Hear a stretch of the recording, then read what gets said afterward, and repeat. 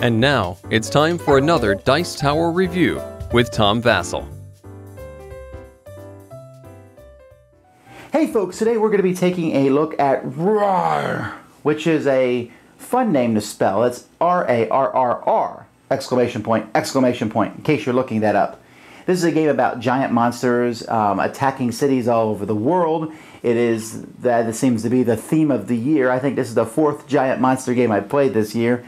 And this one is from Ape Games, and they've made some pretty cool games in the past. Let's take a look at this. See how the box opens? Isn't that neat? Isn't that neat? All right, anyway, let's look at the review.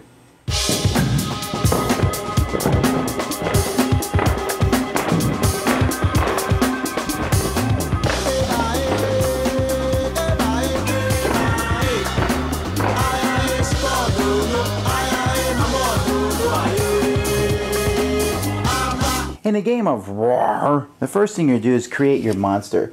Each person is dealt one of the different monsters in the game. So here's the robot monster, and here's some looking Godzilla monster, and a giant mouse, and a rabbit, and another robot, and a double-headed dragon, and a monkey, and a Cthulhu ripoff, and another dragon, and there's a big Splot, and a giant man-eating flower, and then a bee. So let's say the giant bee is mine. Players are then going to draft 3 cards, of which they're going to use 2 of them to create your character name. So let's say this is my character name, Mihiji. Actually, I can change it anyway. I could call it G-Mihi or Hey Jimmy. All right, it doesn't really matter the order of them, but that is your monster, having those 3 cards. The name doesn't really matter. What matters are these symbols at the bottom. So this one has 5 of the radioactive symbol and 5 atomic, 1 fire, and 1 electrical. So once players have that ready, then the round is going to begin. There's going to be 3 rounds in the game. And in each round, players are going to be dealt 12 of these cards, and they're going to draft them. Take 1, pass it until you have a handful of these cards. The cards go from 1 to 3, and they're of the different energy types. Once players have completely drafted their cards, you're going to place 6 cities here in the middle of the table. 1, 2, 3, 4, 5, 6. Each of these cities is worth a number of points at the end of the game. And one player is going to choose, they're the angriest player. That's who starts. The angriest player is going to choose one, and that player is then going to basically bid on that city. When you bid, you can lay down 1 or more sets of cards. Each set is cards of the same type, although you can never play more cards than you have of a type. So Hejimi here cannot play more than 5 of the radioactive cards, and he can't play more than 5 of the atomic cards, and he can only play 1 fire card. So maybe that would be start. So he says, okay, I'm going to start with 2 fire. Now you have a counter here to keep track of your power. You say, well, really, you can't count to 2. But you can see some of these sets are going to be more valuable. So 2, and then maybe the next person is going to play a set of cards. So what they do is they play these 3 cards together, 2, 1, and 2. Now instead of this being 5, you're going to add up together the numbers and then multiply them times the number of the set. So this is actually 15, which is beating 2.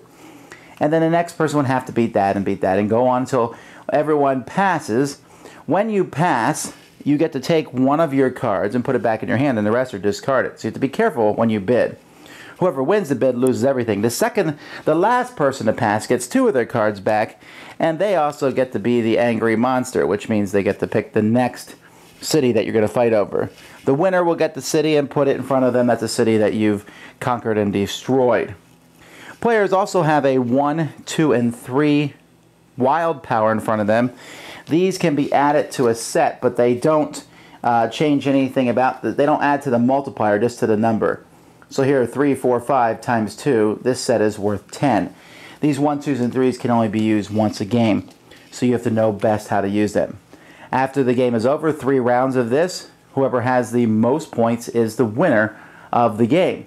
You can also play with some variants. For example, each city has a type, so that type might be harder. So if you attack Melbourne here with fire, if you could normally use 3 fire cards, now you could only use 2 fire cards. You can also, I don't recommend that variant, it's too confusing, everyone always forgets it, but the colors, or collecting sets of colors can get you extra points, or collecting many different colors can get you bonus points. So those are some of the other ways to play. The gameplay is fairly simple. It's just that you got to figure out that the bidding can be a little complex. When you're bidding, and when it comes back to you, if someone's outbid you, you can add more, but you can't add more of the same type. You can't add to a set. You can't play another set of the same color. But if you have other sets that you can play, you can add those sets to your set, which again is why you need to dial to keep track. Scores can go up to the 50s and 60s in a bid. So anyway, most points at the end of the game is the winner.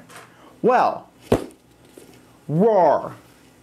You got to separate the theme, I think, from the game. And the reason why is, I think the game is a very interesting one. It has some interesting auctions and playing cards and multiplying those. And it's really, when I first played it, I said, okay, I won't win the first couple auctions. I'll let everybody else run out of cards, and then I'll have enough cards to win the next auctions. But you have to be very cautious. When you bid, you are going to lose some of your cards. And it's very possible, if you bid poorly in this game, that you will lose a lot of your cards and win nothing or very little in response to that. Going in big is not a bad idea. At least you'll win something. But going in big and then losing means you could lose a lot of cards from your hand.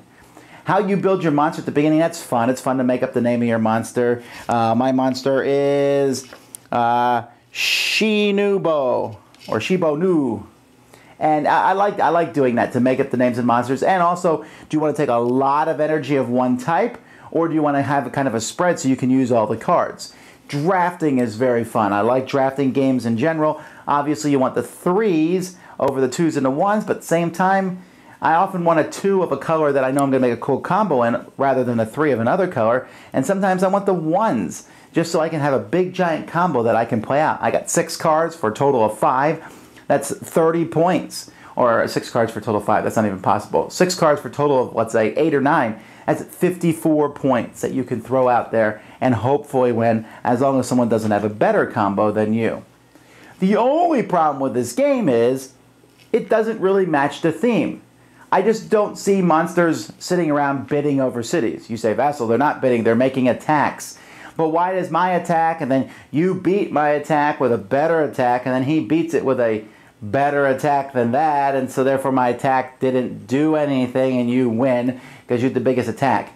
That kind of works, but I feel like a lot of people are going to get into this like, I'm making monster smashing the city down. Well, that's not going to happen here, really. This is a quirky little bidding game, which is a cool little quirky bidding game.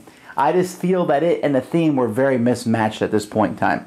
Artwork is great. It's silly, cartoony, making the monsters. The theme almost comes across. Now, that doesn't really matter that much. If you like the little auction game, the theme isn't going to matter. It adds a little bit of enjoyment to it. I do worry that some people are coming into this game looking for something completely different than what's here. So hopefully watching this review has helped you. If you like this sort of auction style game, then this is one for you. Otherwise, I don't know. There's other better monster style games out there like King of Tokyo, King of New York. Still though, this is some interesting things I haven't seen in games before, and I really like the bidding concept. So that's Rarrr. Thanks so much for watching the Dice Tower videos. Find more great videos and reviews, as well as our top-rated audio podcast at Dicetower.com. You can also find other great shows at Dicetowernetwork.com. I'm Eric Summerer, and you've been watching The Dice Tower. The Dice Tower is sponsored by Cool Stuff Inc., where you can find great games for great prices. Cool stuff in stock. Check them out at CoolStuffInc.com. Shut the door.